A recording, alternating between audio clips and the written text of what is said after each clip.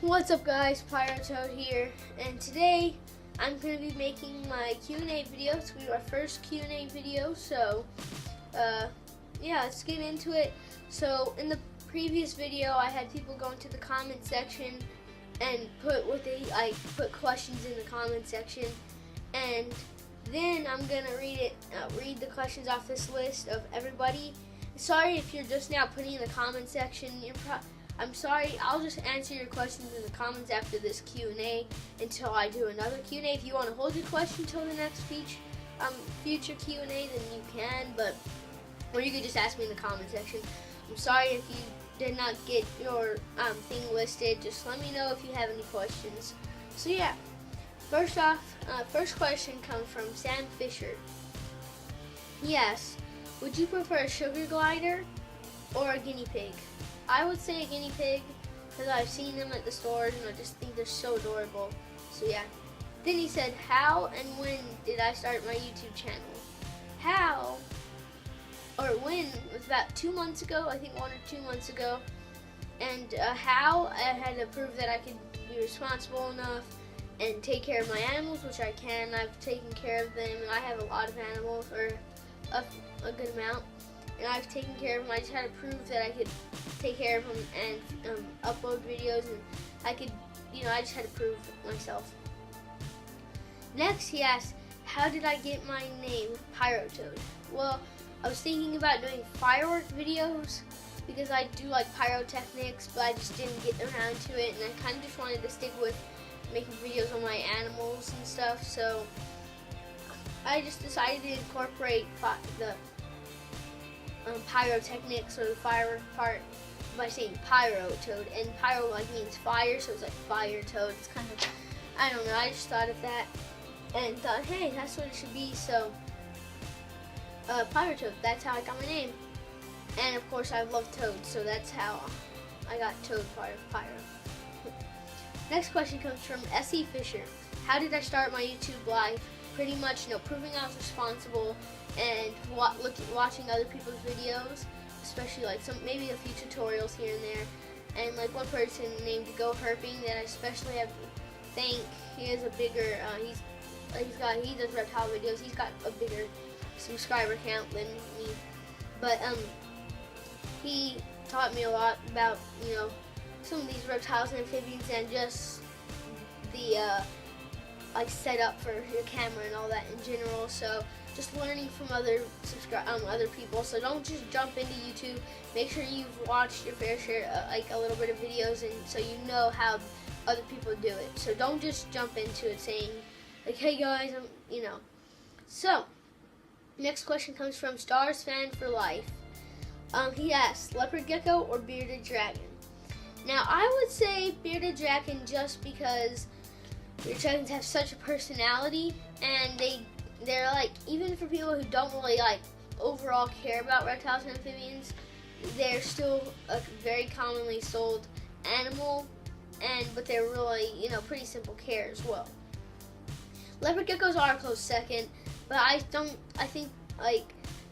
really like them as much, but they're a close second. So yeah, good question, Stars Fan for Life.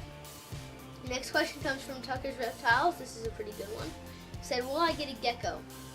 Yes, I will be getting a gecko as my next pet, or my first reptile of my animals, and it's going to be a crested gecko. So hopefully I'll be getting it in the Lone Star Reptile Convention in July, or the NARBC in September. So hopefully y'all will see me there in one of those, or maybe even both. So hopefully y'all will see me there. Maybe one, because I'll probably be getting my crested gecko one of those. So maybe y'all see me there and see my crested gecko that I'll be purchasing. So then you'll get to see my crested gecko when I get it in person. So I'm probably going to be getting a crested gecko. I was going to get a day gecko, but decided I wanted a crested gecko even more. Good question. Next question comes from Bad Blood Reptiles. Do you want to get snakes? Yes, I would like to have a snake, but there's a lot of these stories where they escape, which that doesn't bother me, but the parents don't think it's such a good idea to have snakes because they don't, but I'm sure if I could prove that I was responsible enough with any of my other animals, I'm sure in the future I could get snakes. Or if I move out to my old house in the future, maybe or a new house, my own house, I could get snakes. So yeah, I would get a snake if I could. And he said, if so, what kind? Either an albino ball python or a corn snake. And if I could have just any like snake in general, it doesn't even have to be reasonable, I would get like an eastern diamondback rattlesnake. Because I love rattlesnakes. They're really cool.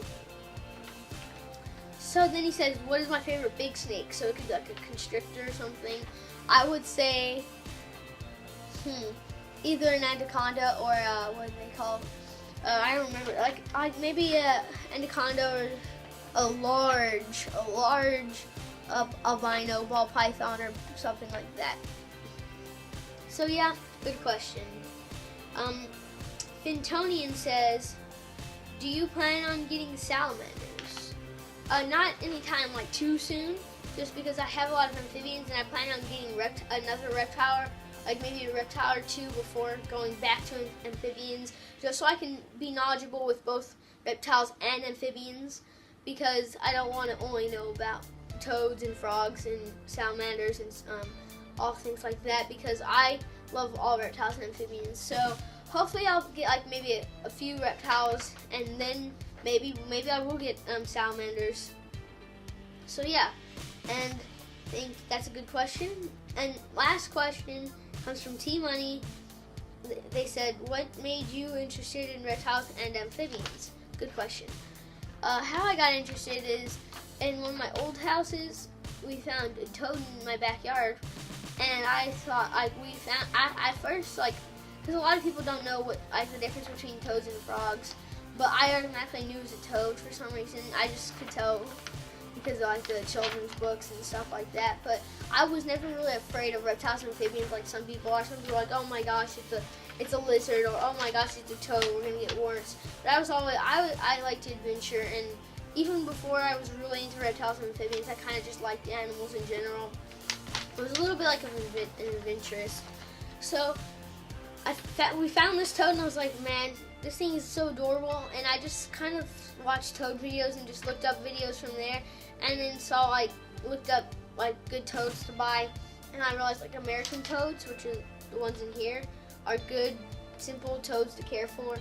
Now I've had these guys for about 2 years, and they are thriving, and they're really simple to care for. So I thought, I was like, okay, so I searched up care videos. I just looked at all sorts of videos on reptiles and amphibians, thinking the second I got these guys, I already started thinking about my next animal, and then after that next animal, just started thinking about it from there. So right now I have 8 animals, not including my dog. Here, boy. He doesn't want to come. Oh yeah, good question. I've just been interested in reptiles and amphibians for about 2 years, or 2 or 3 years, ever since I saw that toad and got my very own American toads. So yeah, here, boy, here. Let me see if we can get my dog up here. But he doesn't want to come. There he is. There he is. It's my dog right there. But yeah, thank you guys for putting in y'all's questions. And hopefully I'll be doing a future Q&A video, so if yours did not get listed, I can either answer yours in the comment section, or you can wait till the next Q&A.